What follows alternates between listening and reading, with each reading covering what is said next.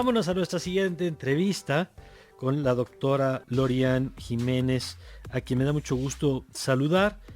Phoebe, ¿cómo debo pronunciar el apellido, doctora? ¿El segundo apellido? ¿Qué tal, Mario? Muy buenos días. El segundo apellido es Faibi. Faibi, muy bien, muy bien. Sí. Qué gusto saludarla nuevamente, doctora, después de que tuvimos oportunidad de conversar el pasado domingo allá en la agenda pública. Así es. Y quisiera retomar esto que decía usted y que además ha sido muy compartida la entrevista.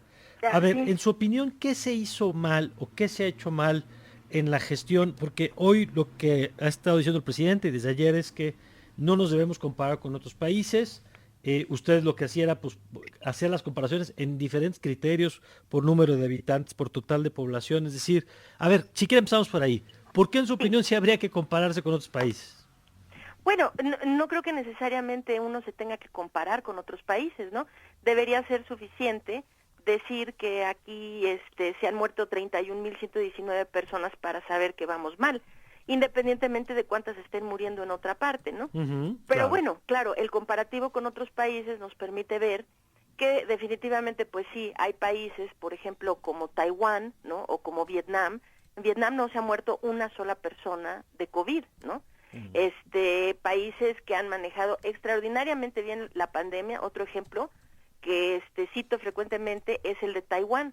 En Taiwán, mientras que pues sí registraron casos, ¿no? A la fecha han tenido 7 defunciones. Bueno, 7 incluso el defunciones. caso de Japón, doctora, con una población ¿Sí? comparable a la nuestra, ¿no? Ah, claro, vamos a eso, exactamente. Claro, dice uno, es una población comparable, ok, pero quien no quiere entender lo que está sucediendo, entonces brincan a decir, pues es que es una isla, ¿no? Hay muchas excusas, pero sí, o sea, por ejemplo, Japón sí tiene un número relativamente alto de casos, nada comparable con nosotros, claro, ellos tienen 19,000, aproximadamente 19,700 casos, Japón.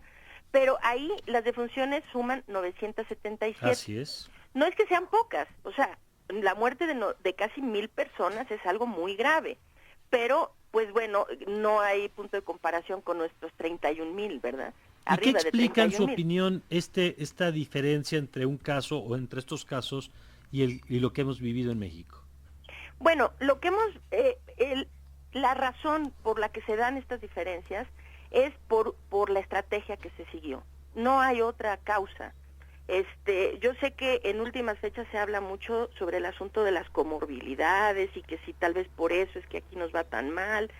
Si quiere ahorita en otro punto retomamos eso de las comorbilidades, pero para contestar puntualmente la pregunta, la razón es por diferencias de estrategia. La estrategia que manejaron los países altamente exitosos, vamos a hablar específicamente Nueva Zelanda, Taiwán, Vietnam, que son, pues están entre la lista de los más exitosos. Australia también por ahí anda en el mismo lugar. Ellos tuvieron estrategias muy exitosas porque actuaron de manera muy temprana, con estrategias muy vigorosas, contundentes, no ambiguas, y desde el inicio su intención era contener el virus. O sea, no se anduvieron así por las ramitas, es decir, que su intención no era solo mitigar o solo, pues vamos a dejar que todo el mundo se infecte, pero que se infecten despacito, ¿no? O sea, esa es la sugerencia que de repente nuestras autoridades hacen, ¿no? No, ellos no se conformaron con vamos a dejar que la gente se infecte, o sea, su estrategia fue vamos a evitar las infecciones, vamos a detener los contagios. Y claro, como lo hicieron muy temprano, desde que inició, y estoy hablando, por ejemplo, Taiwán, empezó a adoptar medidas desde antes de que esto fuera un escándalo internacional. Desde que tuvo indicio de que algo estaba pasando en China, Taiwán inmediatamente empezó a hacer tamizajes de toda la gente que entraba a su país, cerraron parcialmente sus fronteras, empezaron a hacer pruebas masivas a su población, detectar contactos, todo esto, o sea, y pues el resultado es ese, que a pesar de ser vecinos de China, de haber iniciado con los primeros indicios por allá de diciembre, ¿verdad?, del año pasado, pues tienen siete defunciones reportadas. Esa es la diferencia fundamental, la estrategia.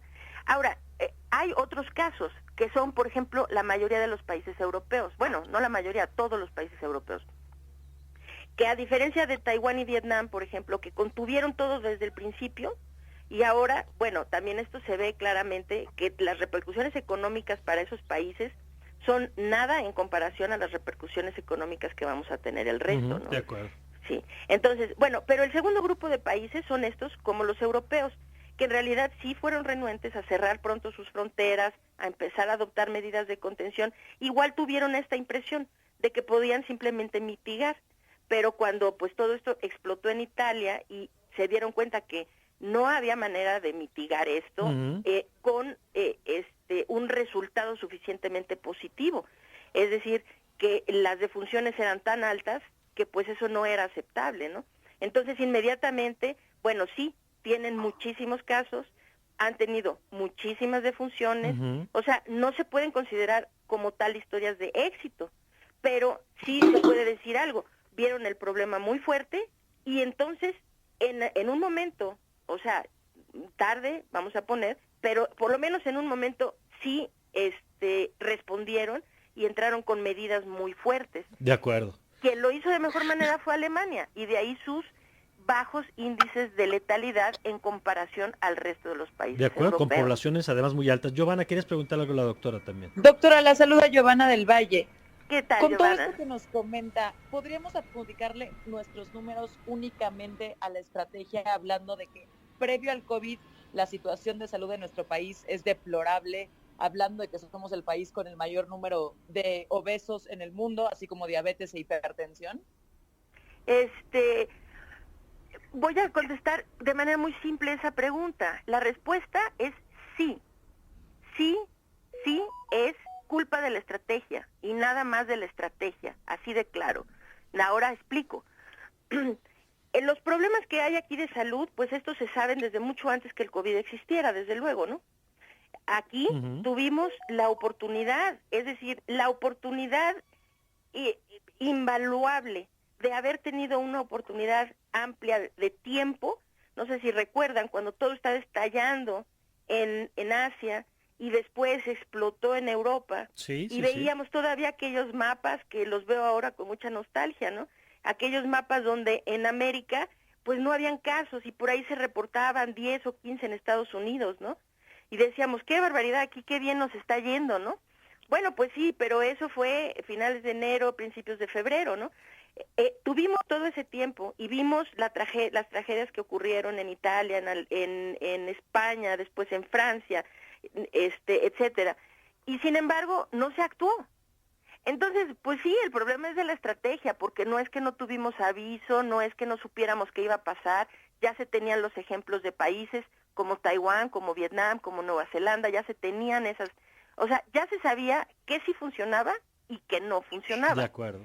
Y tuvimos la oportunidad sagrada, así divina, espléndida, de haber podido ser un ejemplo, haber adoptado eso, aprender de los que lo hicieron bien, aprender de los que lo hicieron mal y adoptar una mejor estrategia. Oiga, doctora, a ver, dos preguntas. Una, ¿qué tendríamos que hacer ahora? Porque ya, evidentemente, lo que ya nos hizo, pero en el punto en el que estamos hoy, ¿qué tendríamos que estar haciendo, en su opinión?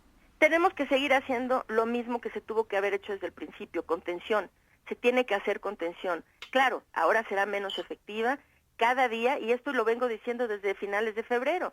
Es decir, cada día que pasa se vuelve más complicado controlarlo. Cada día se vuelve más complicado y más costoso controlarlo, claro, y menos efectivo, ¿no? Pero todavía se puede hacer. Entonces, ¿qué se necesita? Se necesita ampliar sustancialmente el número de pruebas diagnósticas. No se puede controlar un problema si no se sabe primero cuál es el problema. Entonces, se necesita detectar un amplio número de pacientes asintomáticos para poderlos aislar, detectar los casos, rastrear a sus contactos, tener estrategias de aislamiento controlado. Es decir, no decirle a las personas, fíjese que sí, usted tiene COVID, váyase a su casa a recuperar, ¿no? Y venga aquí cuando le falte la respiración. A ver, esto es un problema muy, muy serio, muy serio. Esta enfermedad no tiene cura. Entonces, si nos dicen, aquí hay camas, no se preocupen, aquí hay camas. No, pues es que sí hay que preocuparse, porque esta enfermedad no tiene cura. Quiere decir que tener una cama no es sinónimo de que alguien se va a mejorar, ¿no? Entonces, ¿cómo sí se mejoran? Pues uno, no se infecten. Dos, atiéndanse muy temprano. Entonces, se le manda a la gente a casa y lo que pasa a continuación es que en casa ahora va a infectar a toda su familia, la familia a su vez va a infectar a sus amigos, a la gente donde trabaja, etcétera, ¿no? Claro. Entonces, pues esto es una pésima estrategia. Lo que sí se debe hacer, desde luego, es tener, como tienen en Corea del Sur, tienen centros de aislamiento. Allá lo solucionaron en hoteles, en hoteles, o sea, la industria hotelera estaba quebrando, ¿verdad? Porque pues cómo va a haber turismo en medio de una pandemia, ¿no? Entonces el gobierno decide hacer ahí tratos con los hoteles y entonces pues todo el mundo gana, los hoteleros tienen negocio y el gobierno tiene dónde aislar de manera controlada, adecuada y muy a todo dar a las personas infectadas. Por supuesto.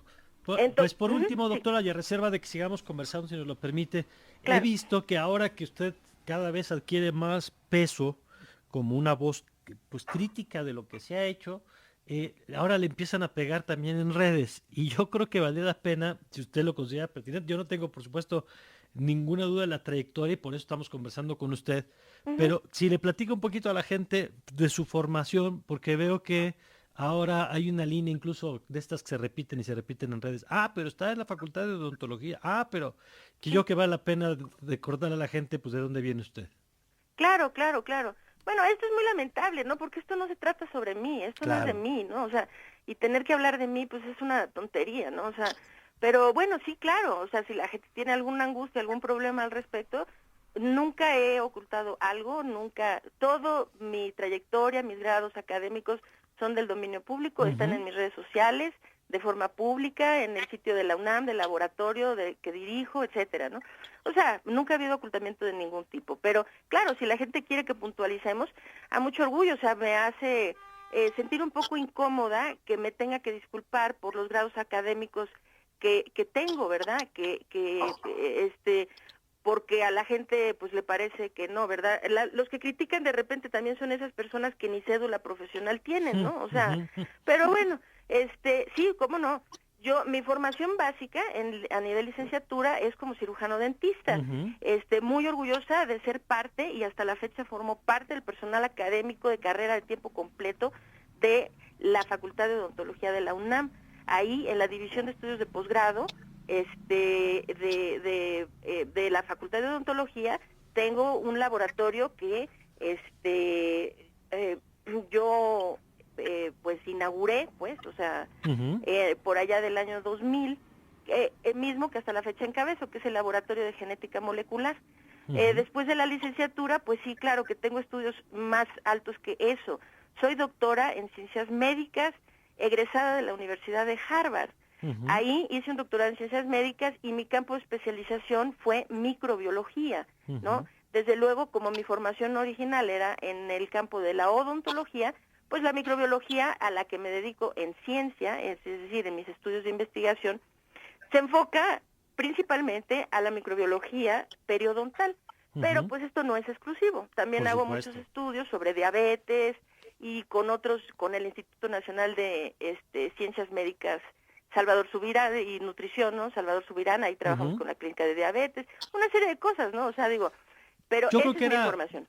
Yo creo que era nada más importante, doctora, justo por estos ataques que de pronto se generan en redes, y que además, en efecto, por supuesto, quien quiera revisarlo lo puede encontrar en Google, donde encuentra el estudio de ciencias médicas en la especialización en microbiología en Harvard, la estancia en el Forsyth Institute, la estancia en el Cold Spring Harbor Laboratory, la tutoría que realiza de los programas de la maestría y doctorado en ciencias médicas y odontológicas de la salud, en fin, tanto la maestría como en el doctorado. Pues yo le agradezco mucho, doctora, la oportunidad de platicar nuevamente con usted y ojalá podamos seguirlo haciendo durante estas semanas, que es muy importante escuchar su perspectiva sobre este tema. ¿Sabe qué dejamos en el tintero? Lo de las comorbilidades. Hablemos de eso en próxima ocasión. Sí, cómo no, seguro, ¿verdad? Porque sí, veo que es un argumento que la autoridad repite y que creo que también va surgiendo evidencia de que no va por ahí el asunto, ¿no? Así es, así es. Muy bien, pues, doctora, gracias. Un placer, Mario, que esté muy bien. Saludos a su auditorio.